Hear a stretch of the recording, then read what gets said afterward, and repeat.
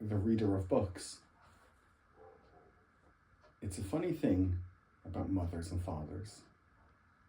Even when their own child is the most disgusting little blister you could ever imagine, they still think that he or she is wonderful. Some parents go further.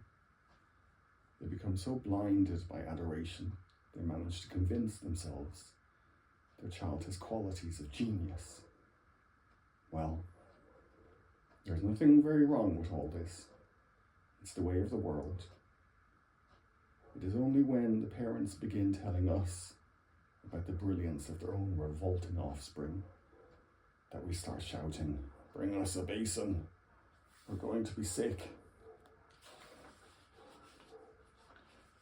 School teachers suffer a good deal from having to listen to this sort of twaddle from proud parents, but they usually get their own back when the time comes to write the end-of-term reports.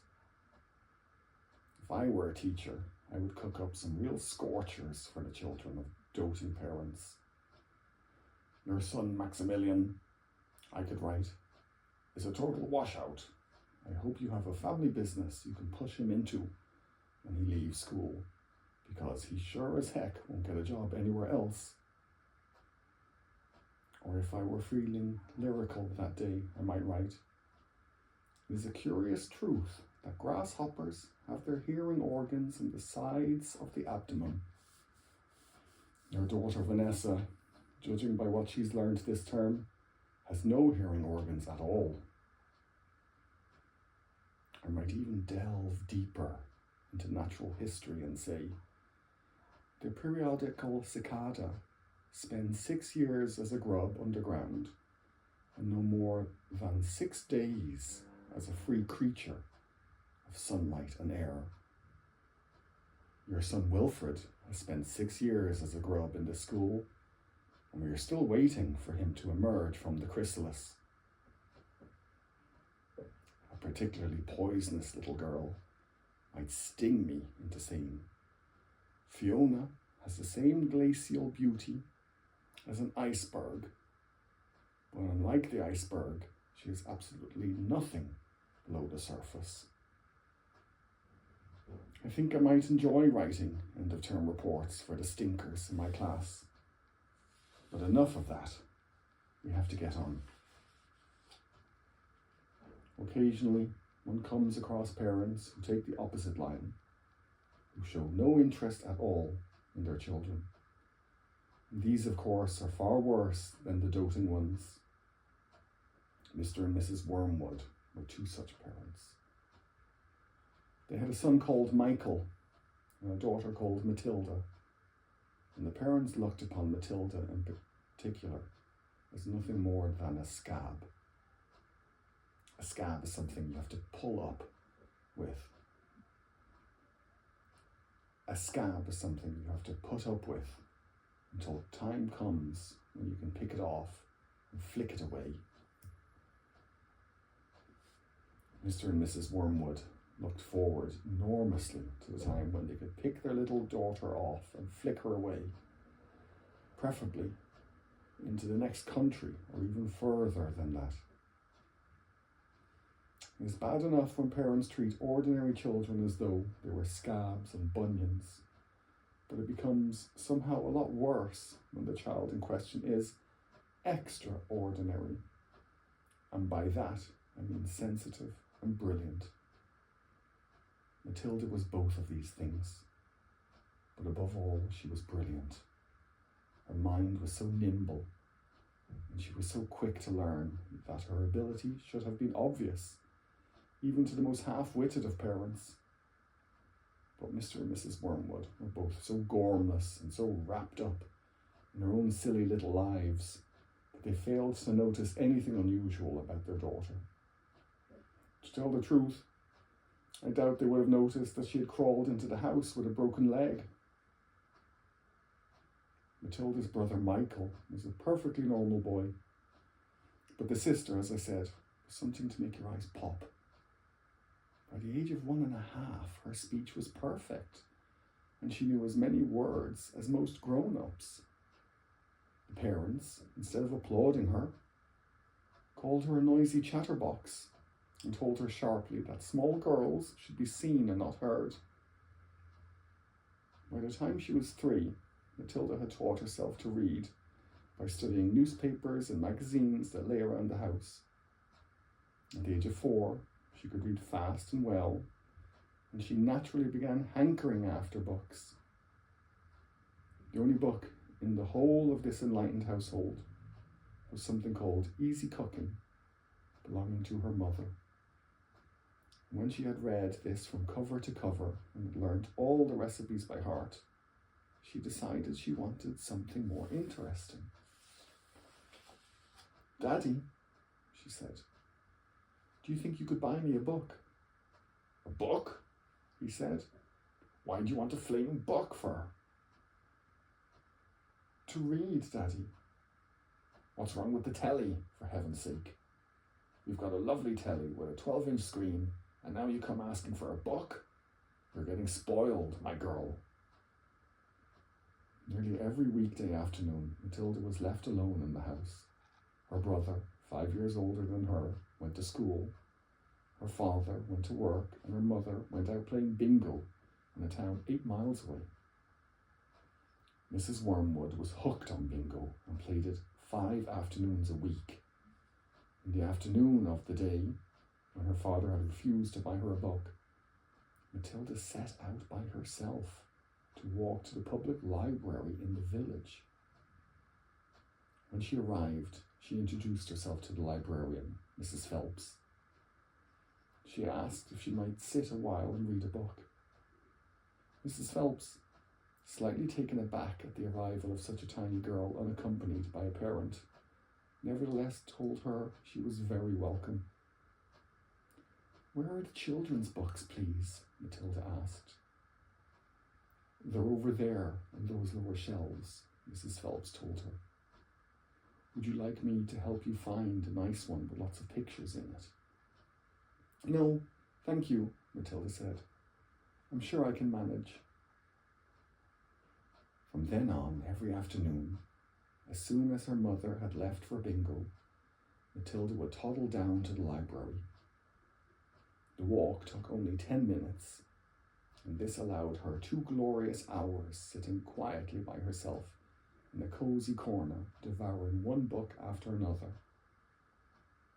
When she had read every single children's book in the place, she started wandering round in search of something else. Mrs. Phelps, who had been watching her with fascination for the past few weeks, now got up from her desk and went over to her. "Can I help you, Matilda?" she asked. "I'm wondering what to read next," Matilda said. "I've finished all the children's books." "You mean you've looked at the pictures?" "Yes, but I've read the books as well." Mrs. Phelps looked down at Matilda from her great height, and Matilda looked right back up at her. "I thought some were very poor," Matilda said, "but others were lovely. I liked The Secret Garden best of all. It was full of mystery. The mystery of the room behind the closed door, and the mystery of the garden behind the big wall." Mrs. Phelps was stunned. "Exactly how old are you, Matilda?" she asked. 4 years and 3 months, Matilda said. Mrs. Phelps was more stunned than ever, but she had the sense not to show it. "What sort of a book would you like to read next?" she asked. Matilda said, "I would like a really good one that grown-ups read. A famous one. I don't know any names." Mrs. Phelps looked along the shelves, taking her time. She didn't quite know what to bring out. How, she asked herself, does one choose a famous grown-up book for a 4-year-old girl? Her first thought was to pick a young teenager's romance, of the kind that is written for 15-year-old schoolgirls. But for some reason, she found herself instinctively walking past that particular shelf. "Try this," she said at last. "It's very famous and very good. If it's too long for you, just let me know, and I'll find something shorter and a bit easier. Great Expectations, Matilda read, by Charles Dickens. I'd love to try it. I must be mad, Mrs. Phelps told herself. But to Matilda she said, of course you may try it. Over the next few afternoons, Mrs. Phelps could hardly take her eyes from the small girl sitting for hour after hour in the big armchair at the far end of the room with the book on her lap. It was necessary to rest it on the lap because it was too heavy for her to hold up, which meant she had to sit leaning forward in order to read. And a strange sight it was, this tiny dark-haired person sitting there with her feet nowhere near touching the floor, totally absorbed in the wonderful adventures of Pip and old Miss Havisham, her cobwebbed house, and by the spell of magic that Dickens, the great storyteller, had woven with his words. The only movement from the reader was the lifting of the hand every now and then to turn over a page, and Mrs. Phelps always felt sad when the time came for her to cross the floor and say, "It's 10 to 5, Matilda." During the first week of Matilda's visits, Mrs. Phelps had said to her, "Does your mother walk you down here every day and then take you home?" "My mother goes to Aylesbury every afternoon to play bingo," Matilda had said. "She doesn't know I come here." "But that's surely not right," Mrs. Phelps said. "I think you'd better ask her." "I'd rather not," Matilda said. "She doesn't encourage reading books, nor does my father." "But what do they expect you to do every afternoon in an empty house?" "Just mooch around and watch the telly." "I see." "She doesn't really care what I do," Matilda said, a little sadly. Mrs. Phelps was concerned about the child's safety on the walk through the fairly busy village high street and the crossing of the road, but she decided not to interfere. Within a week, Matilda had finished Great Expectations, which in that edition contained 411 pages. "I loved it," she said to Mrs. Phelps. "Has Mr. Dickens written any others?" "A great number," said the astounded Mrs. Phelps. "Shall I choose you another?"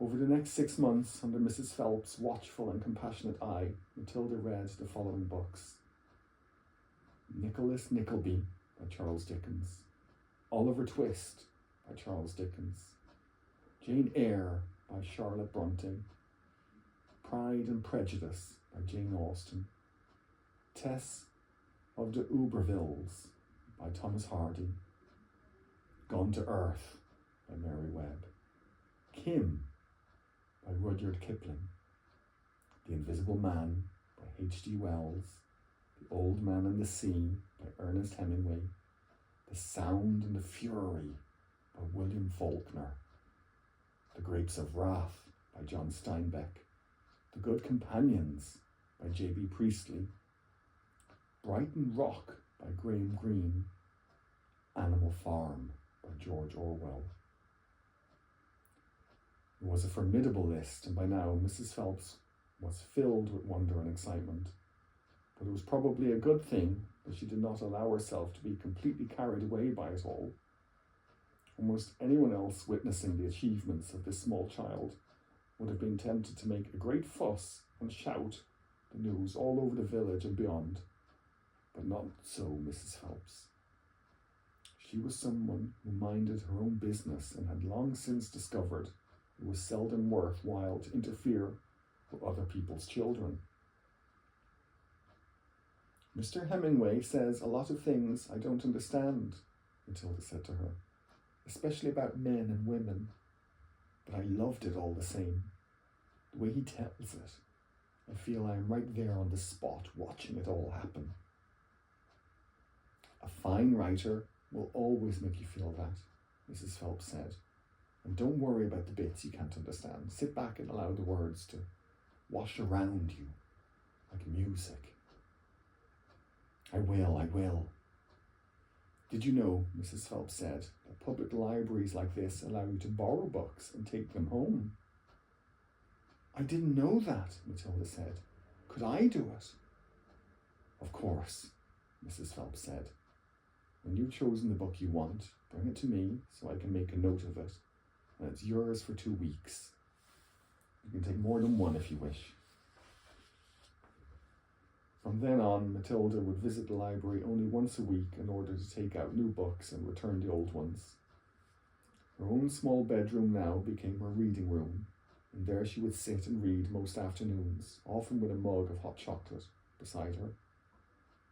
She was not quite tall enough to reach things around the kitchen, but she kept a small box in the outhouse, which she brought in and stood on in order to get whatever she wanted. Mostly it was a hot chocolate she made, warming the milk in a saucepan on the stove before mixing it.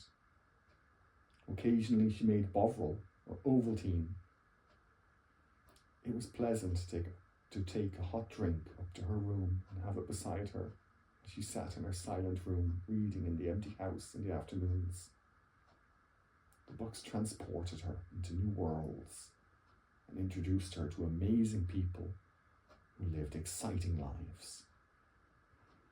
She went on olden day sailing ships with Joseph Conrad. She went to Africa with Ernest Hemingway and to India with Rudyard Kipling. She travelled all over the world while sitting in her little room in an English village